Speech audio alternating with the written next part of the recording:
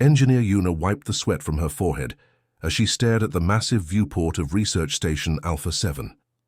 The planet Kepler 442b spun slowly below, its blue and green surface looking peaceful despite the chaos erupting across the galaxy. She was completely alone now, surrounded by the hum of life support systems and the occasional beep of automated equipment. 3 weeks ago, this station housed over 200 researchers, engineers, and support staff. Now empty coffee cups sat abandoned on desks, personal photos were left behind in lockers, and the cafeteria still had half-eaten meals on tables. Everyone had evacuated when the first reports came in about the Keth invasion fleet sweeping through. Human colonies like a cosmic hurricane. Una had watched the evacuation ships disappear into hyperspace, their engines leaving bright streaks against the starfield. She could have left with them. Captain Tay had personally asked her to board the last transport, but she'd refused. "I need more time with the data," she told him. "There's something important here." What she hadn't told anyone was that she'd been working on something extraordinary for the past 6 months. Every time human ships encountered Keth forces, they brought back debris and damaged alien technology. Most people saw it as scrap metal and broken circuits. Una saw it as a puzzle waiting to be solved. The Keth were terrifying opponents. Their ships looked like giant mechanical insects, all sharp, angles and glowing energy cores. They moved through space in perfect formations, communicating through some kind of quantum network that human scientists barely understood. Their weapons could slice through human shields like paper, and their boarding parties wore armor that made them look like walking nightmares. But Una had discovered something interesting about Keth technology. It was incredibly advanced, yes, but it was also surprisingly rigid. Every system followed the same basic patterns, like they'd been designed by a species that never learned to improvise. Their ships, weapons, and even their communication systems all operated on predictable frequencies and energy signatures. She'd been building something in the station's lower laboratory levels, using salvaged parts and her own engineering knowledge. It wasn't a weapon in the traditional sense. It was something much more clever, inspired by her grandmother's old stories about outsmarting bigger, stronger opponents through wit rather than force. The proximity alarm suddenly screamed to life, flooding the station with red warning lights. Una's heart jumped as she rushed to the sensor displays. There they were, emerging from hyperspace like metallic demons. 12 Keth heavy cruisers, their hulls bristling with weapon arrays and boarding pods. They moved in perfect synchronization, approaching the station with the confidence of predators who'd never met real resistance. Her communication console crackled with static before Captain Tay's voice broke through. He was aboard the human destroyer Incheon, probably the last military ship in this sector. "Una, are you still there? You need to get to the escape pods immediately. We've got a full Keth battle group incoming, and they're not taking prisoners."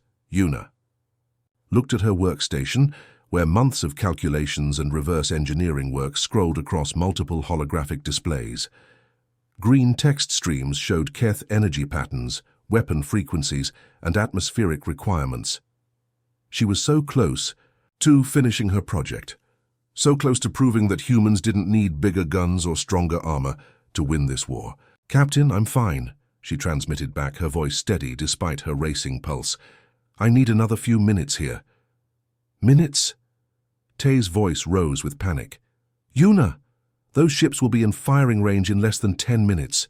Whatever you're working on, it's not worth your life." Through the viewport, Una could see the Keth ships growing larger, their angular forms becoming more distinct against the backdrop of space. She could make out individual weapon turrets swiveling in her direction, energy building up in their charging chambers like captured lightning. The lead ship was easily 10 times the size of the research station, its hull covered in the scars of 100 battles. But Una wasn't afraid. She was excited. For 6 months, everyone had been telling her that humans needed to run, hide, or fight with whatever weapons they could scrape together. Nobody had considered the possibility that the best way to defeat an enemy wasn't to match their strength, but to use their own advantages against them. Her fingers flew across the holographic interface, inputting final calculations and activating systems throughout the station.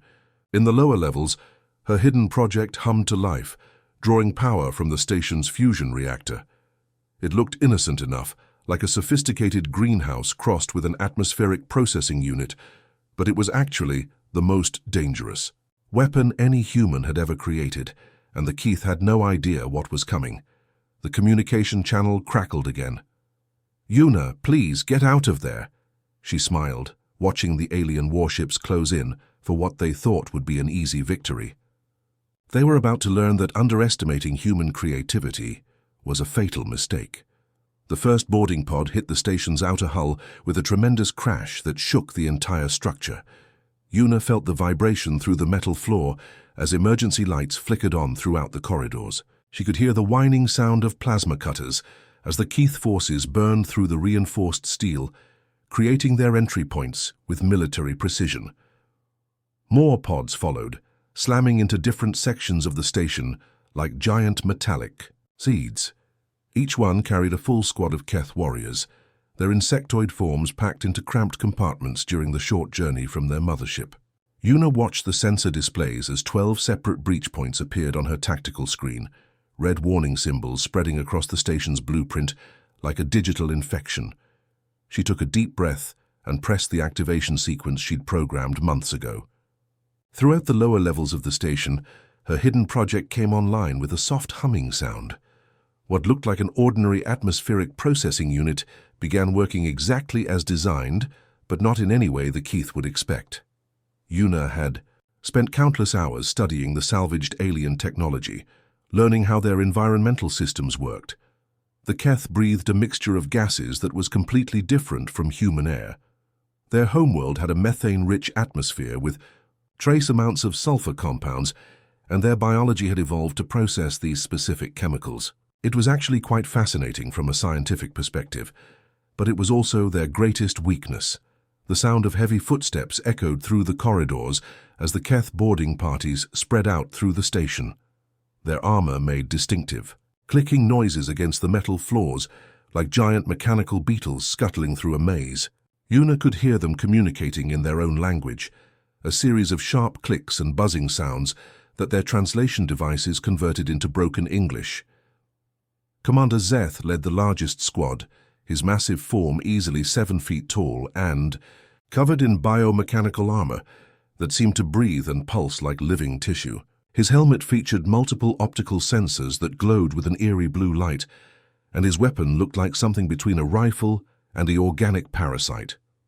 Behind him, 6 other Keth warriors moved in perfect formation, their movements coordinated. Through the quantum network that connected all their forces.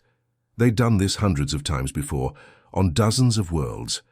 Breach the defenses, secure the facility, capture or eliminate any remaining resistance. It was supposed to be routine, just another easy victory against the primitive humans who couldn't match their superior technology. What they found instead confused them completely. The corridor led them to what appeared to be some kind of agricultural facility, filled with rows of growing plants under artificial lighting. The air was thick with humidity and the smell of fertile soil. Strange green vines climbed up support structures, and colorful vegetables hung from carefully tended branches. It looked more like a peaceful farm than anything resembling a military installation. And in the center of it all stood one small human woman, calmly watering a row of tomato plants with a simple plastic container. She was wearing ordinary work clothes, her dark hair tied back in a practical ponytail, and she seemed completely unconcerned by the arrival of armed alien warriors. Commander Zeth raised his weapon, the biomechanical components shifting and clicking as it powered up. His translation device crackled to life. "Surrender, primitive creature. You will be processed according to Keth invasion protocols." Una looked up from her plants with a gentle smile, as if she'd been expecting visitors for tea rather than facing a squad of conquering aliens. "Oh, hello there," she said in a friendly tone. "Actually, I was hoping you'd come inside. I wanted to show you something my grandmother taught me about farming." The Keith warriors exchanged glances through their helmet displays. This wasn't the terrified resistance they'd encountered on other worlds. Human civilians usually screamed and ran when they saw Keth forces. This one seemed almost welcoming.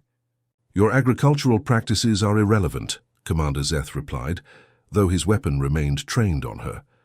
"This facility will be claimed for the Keth Empire." Yuna nodded pleasantly and gestured toward the rows of plants around them. "That's fine, but since you're here, would you like to see how we grow things? It's really quite interesting. These are earth vegetables, completely harmless but very nutritious." Some of the Keth warriors actually chuckled, a sound that came out as mechanical buzzing through their translators. The idea that this lone human thought she could interest them in gardening techniques was absurd. They were the conquerors of 12 star systems, not farmers looking for agricultural advice. But then something strange started happening. Warning symbols began appearing on their helmet displays, soft beeping sounds that gradually became more insistent. At first it was just minor alerts about atmospheric composition, the kind of routine notifications their environmental suits handled automatically. Then the warnings became more urgent. Oxygen levels optimal for humans, but trace compounds detected that weren't in their atmospheric database. Their suits' filtration systems started working harder, trying to process the air around them and maintain the proper gas mixture for Keth biology. Commander Zeth's optical sensors focused on his display readouts with growing concern. The numbers weren't making sense. The air in this facility contained perfectly normal Earth atmosphere, nothing that should threaten their advanced environmental suits. But somehow, his breathing apparatus was struggling to maintain proper filtration. Around him, his warriors were beginning to show signs of distress, their movements becoming less coordinated as their suits worked harder to process the seemingly innocent air around Yuna's peaceful garden. The greenhouse section of the research station was a marvel of human ingenuity, disguised as simple farming. Rows upon rows of earth plants stretched in every direction, their leaves glistening under specialized LED arrays that mimicked natural sunlight. The air was warm and humid, filled with the rich scent of growing things and the gentle sound of water cycling through hydroponic systems. Commander Zeth and his squad moved deeper into the facility, their heavy boots crushing small herbs that had spilled onto the walkways. The Keth warriors kept their weapons ready, expecting some kind of trap or hidden defense system. What they couldn't understand was why their environmental suits were working so hard just to keep them breathing normally. The warning alerts on their helmet displays were becoming more frequent now, soft chimes that indicated their filtration. Systems were operating at maximum capacity. For beings who had conquered planets with toxic atmospheres and survived in the vacuum of space, this was deeply concerning. Their technology was supposed to handle any environmental challenge. Yuna moved between the plant rows like she was taking a peaceful morning stroll through her backyard garden. She paused next to a cluster of bright red tomatoes, checking their ripeness with the gentle touch of an experienced gardener. "These Roma tomatoes are doing particularly well," she said conversationally, as if discussing the weather with old friends rather than talking to armed invaders. "Explain the malfunction in our systems," Commander Zeth demanded, though his voice was beginning to sound strained through the translation device. His optical sensors were rapidly scanning the plants around them, trying to identify any obvious threats or technological weapons hidden among the vegetation. Yuna picked a ripe tomato and held it up to the light, examining its perfect red color. "Oh, there's no malfunction," she replied cheerfully. "Your suits are working exactly as designed. They're just encountering something they weren't programmed to handle." She moved to the next section, where rows of pepper plants displayed their colorful harvest. Bell peppers in yellow, red, and green hung from sturdy stems, while smaller hot peppers added splashes of orange and deep red to the display. The hydroponic system kept everything perfectly watered and nourished, creating an almost paradise-like environment. One of the Keth warriors stumbled slightly, his armored form swaying as his breathing apparatus struggled to maintain proper atmospheric balance. The others were showing similar signs of distress, their usually perfect military formation beginning to break down as their bodies fought against some invisible threat. "These are just earth vegetables," Commander Zeth wheezed, his translation device now producing static along with his words. He gestured weakly at the plants around them. Tomatoes, peppers, mint, harmless agricultural products. Yuna nodded pleasantly and knelt down to adjust one of the hydroponic tubes, her movements calm and methodical. "My grandmother always said the best solutions are the simplest ones. She grew up on a small farm in Korea, and she taught me that. Nature provides everything you need if you're clever enough to use it properly. The mint section was particularly lush, with several varieties growing in carefully maintained containers. Spearmint, peppermint, chocolate mint, and apple mint created a living library of aromatic herbs. Yuna brushed her hand against the leaves as she passed, releasing their fresh scent into the already complex atmosphere of the greenhouse. You see, she continued, her voice taking on the patient tone of a teacher explaining a simple concept, these plants produce oxygen combinations that are perfectly safe for humans. We've been breathing around them for thousands of years, but for Keth respiratory systems, which evolved on a completely different world with different atmospheric chemistry, these same compounds are quite toxic. Commander Zeth's legs gave out, and he crashed to the floor with a tremendous clatter of armor against metal. His weapons skittered away across the walkway, coming to rest beside a particularly healthy basil plant. The other warriors were collapsing one by one, their advanced environmental suits completely overwhelmed by what seemed like nothing more than ordinary earth air enhanced by common garden plants. The beautiful thing about this approach, Yuna said, continuing to tend her plants as alien warriors collapsed around her, is that it's completely natural. No weapons, no explosives, no violence at all. Just plants doing what they've always done, producing the chemicals they need to survive and thrive. She moved to a section filled with herbs and leafy greens, lettuce, spinach, kale, and arugula, created a green carpet under the artificial lights. Each plant had been carefully selected, not just for its nutritional value, but for its specific chemical output when processed through photosynthesis. My grandmother also taught me that good farming requires patience and planning, Yuna continued, checking the nutrient levels in one of the hydroponic reservoirs. You can't just throw seeds in the ground and hope for the best. You have to understand the soil, the climate, the specific needs of each plant, and most importantly, you have to think about how everything works together as a system. The last Keth warrior finally succumbed, his armored form hitting the floor with a metallic crash that echoed through the greenhouse. Their advanced suits, designed to protect them in the harshest environments in the galaxy, had been defeated by tomatoes, peppers, and mint plants. Yuna stood up and brushed the soil from her hands, looking around at the fallen invaders with the same calm expression she'd maintained throughout the encounter. Around her, the plants continued their quiet work of photosynthesis, converting carbon dioxide and water into oxygen and organic compounds, just as they had for millions of years on Earth. The thing about conquest, she said to the unconscious, aliens, is that it requires you to understand what you're conquering, and you never bothered to learn about us at all. Yuna sat at her communication console, surrounded by the peaceful hum of her greenhouse and the unconscious forms of Keth warriors scattered among her tomato plants. Her fingers moved quickly across the holographic interface as she prepared to transmit the most important agricultural data in human history. What she was about to share would change everything about how humanity fought this war. The data package she assembled looked completely innocent to any casual observer. Plant growth. Charts, atmospheric composition readings, hydroponic nutrient formulas, and lighting specifications for optimal vegetable production. Any Keth intelligence analyst intercepting the transmission would dismiss it as irrelevant human farming information, hardly worth a second glance. But hidden within those innocent agricultural files were the blueprints for the most effective weapon humanity had ever developed against the Keth invasion. Every measurement, every chemical compound, every environmental variable had been carefully calculated to create the perfect atmospheric trap for alien respiratory systems. Admiral Jin was aboard the flagship Sejong, retreating with the remnants of the human fleet toward the outer system. The bridge crew worked frantically to coordinate their withdrawal, expecting Keth pursuit ships to appear at any moment. They'd lost 3 destroyers and a heavy cruiser in the initial engagement, and morale was at an all-time low. The communication officer looked up from his station with confusion. "Admiral, we're receiving a data transmission from Research Station Alpha 7.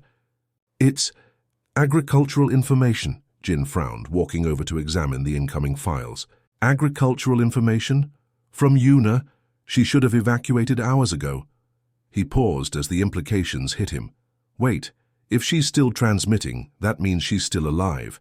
And if she's alive while Keth forces are boarding that station, the data files opened across multiple screens, showing detailed information about Earth plant biology and atmospheric chemistry. At first glance, it looked like standard research material, the kind of scientific data that filled databases throughout human space. But as Jin studied the numbers more carefully, his eyes widened with understanding. "She's turned the entire station into a botanical weapon," he whispered in amazement, his voice barely audible over the bridge's background noise. "Every ship that boards gets exposed to Earth's atmosphere, enhanced with specific plant compounds. The Keth can't filter it out." Captain Lee, the flagship's commanding officer, looked over Jin's shoulder at the data. "You're saying she's using vegetables as weapons?" "Not weapons exactly," Jin replied, his mind racing through the possibilities. "It's more elegant than that. She's created an environment that's perfectly safe for humans, but toxic to Keth biology. Their own environmental suits become traps instead of protection." Across the Keth fleet, confusion was spreading like a digital virus through their quantum communication network. Boarding parties that had entered the human research station were failing to report back. When recovery teams went to investigate, they found their own warriors collapsed and unconscious, their environmental suits overwhelmed by some unknown atmospheric threat. Fleet Commander Korvax aboard the mothership Devourer received increasingly frantic reports from his subordinates. "Commander, the boarding operation has failed completely. All squads are experiencing respiratory system failures. Their biosuits are reading normal Earth atmosphere, but somehow our warriors cannot breathe." The massive alien leader studied the tactical displays with growing frustration. His fleet had conquered entire star systems without encountering resistance like this. The humans were supposed to be primitive, relying on crude projectile weapons and basic energy shields. They weren't supposed to have atmospheric weapons that could bypass Keth technology entirely. "Deploy additional boarding parties," Korvax ordered. "Increase environmental suit filtration to maximum capacity. One human cannot defeat an entire battle group." But as more Keth ships approached the research station and sent their own boarding parties, the same pattern repeated. Warriors entered the facility and simply collapsed, their advanced life support systems overwhelmed by what appeared to be nothing more than plant-enriched air. Yuna watched through her viewport as the massive Keth vessels began showing signs of uncertainty. Instead of the confident, coordinated assault she'd witnessed earlier, their ships were now maneuvering erratically, pulling back from the station while trying to understand what had happened to their forces. She activated the General Communication Channel, her voice broadcasting to the entire Keth fleet, as well as the retreating human ships. "This is Engineer Yuna Kim aboard Research Station Alpha 7. I have a message for Fleet Commander Korvax." The response came quickly. The alien leader's voice filtered through translation software that made him sound like a mechanical storm. "Human, you will surrender immediately. Your resistance is futile against the might of the Keth Empire." Yuna smiled, looking around at her peaceful greenhouse where dozens of Keth warriors lay unconscious among her carefully tended plants. "Actually, Commander, I think you might want to reconsider your position. Your boarding parties seem to be having some difficulty with our local atmosphere." "What weapon have you deployed against our forces?" Korvax demanded. "No weapon at all," Yuna replied cheerfully. "Just tomatoes, peppers, mint, and a few other vegetables my grandmother taught me to grow. The same plants humans have been cultivating for thousands of years." The silence on the communication channel stretched for several long moments as the implications sank in throughout both fleets.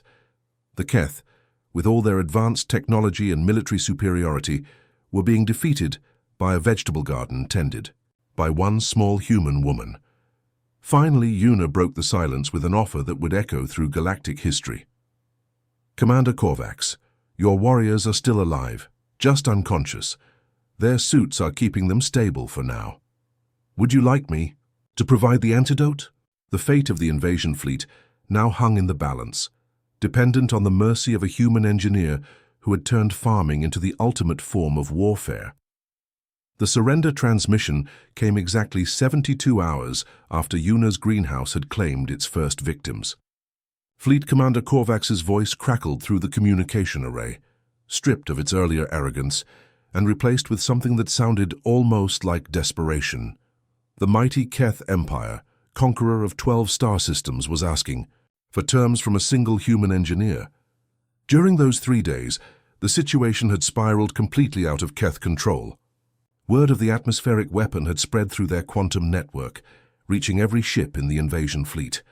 Boarding parties refused to enter human facilities. Supply runs to captured stations were abandoned.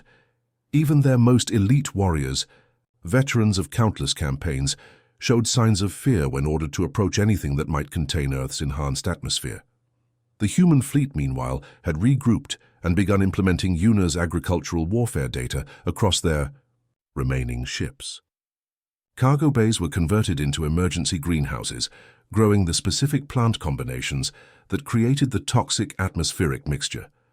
What had started as one woman's desperate gambit was becoming humanity's new standard defense protocol.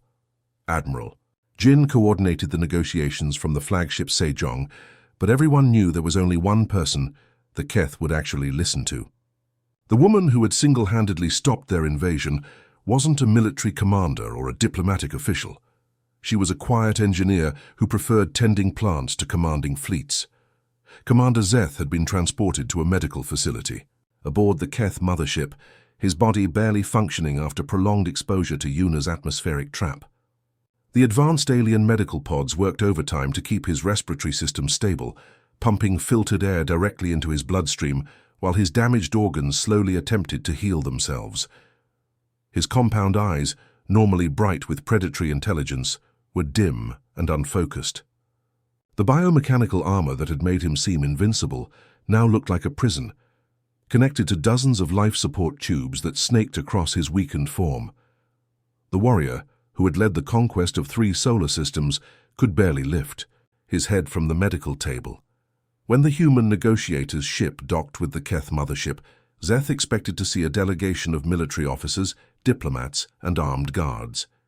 The Keth had their own elaborate protocols for surrender negotiations, involving complex ceremonies and displays of strength even in defeat.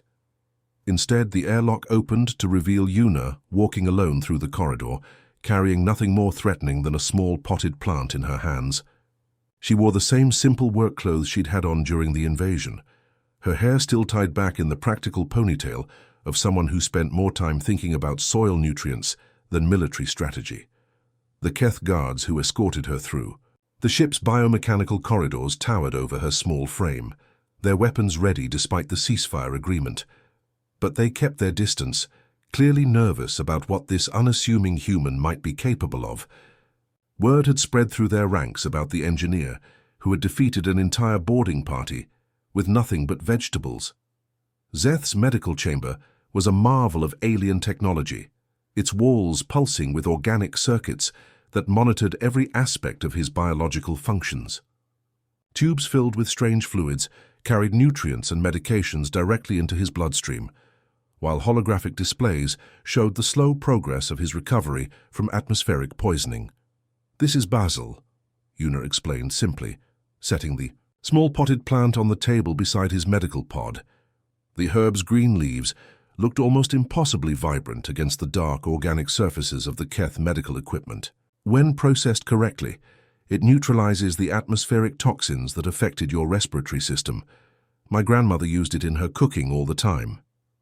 Zeth's compound eyes focused weakly on the innocent-looking plant, his mind struggling to process what he was seeing. This simple earth herb, the kind of thing humans probably grew in windowsill gardens, was apparently the key to saving his life and the lives of hundreds of his warriors still trapped in medical pods throughout the fleet. "Huge!" His voice came out as a mechanical whisper through the translation device connected to his life support system. "You defeated our entire invasion fleet with farming?" Una smiled, the same gentle expression she'd worn while tending her greenhouse during the height of the battle. She pulled up a chair beside his medical pod, settling in as if she were visiting a sick friend rather than negotiating with a conquered enemy commander. "Humans don't just fight wars, Commander," she said, her voice carrying the patient wisdom of someone who had spent years studying the intricate relationships between living things. We grow solutions. We adapt. We find ways to work with nature instead of against it. She gestured around the medical chamber, with its complex technological systems fighting to repair the damage caused by her simple plants. Your people are amazing engineers. This medical equipment is far more advanced than anything we have, but you've spent so much energy on conquest and domination that you never learned to work with the natural world. Szeth watched her with growing fascination as she explained the principles behind her atmospheric weapon. It wasn't really a weapon at all, she told him. It was an ecosystem, carefully balanced to support human life while creating conditions that Keth biology couldn't handle. The same principles could be applied to terraforming, to sustainable food production, to creating livable environments on worlds that seemed completely hostile. Would you like me to teach your people sustainable agriculture? Yuna asked, stroking one of the basil leaves with gentle fingers. It's much more efficient than conquest. You can create more resources by growing them than you can ever capture by taking them from others. Over the next several hours, as Szeth's condition gradually improved thanks to the basil-derived antidote, they discussed possibilities that neither species had ever considered. The Keth had technology that could transform barren worlds into gardens. Humans had the knowledge to make those gardens sustain entire civilizations without depleting their resources. The formal treaty was signed 3 days later, not in some grand military ceremony, but in the greenhouse section of Research Station Alpha 7. Representatives from both species gathered among the tomato plants and pepper vines that had ended a war, while Yuna explained the basics of companion planting to a group of fascinated Keth scientists. Admiral Jin watched the signing ceremony with amazement, still hardly believing that humanity's greatest military victory had been won not through superior firepower, but through the quiet wisdom of sustainable agriculture.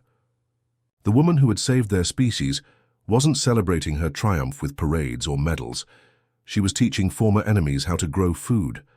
The Keth Empire's first peace treaty was written on recycled paper made from plant fibers, signed with ink derived from natural dyes, and witnessed by the gentle rustling of leaves in an artificial breeze. It was the beginning of an alliance that would transform both civilizations, proving that the most powerful weapons weren't always the ones designed to destroy. As the ceremony concluded and the various delegations prepared to return to their ships, Yuna remained in her greenhouse quietly tending to her plants. She had work to do, seeds to plant, and a galaxy to feed. The harvest was just beginning. The end.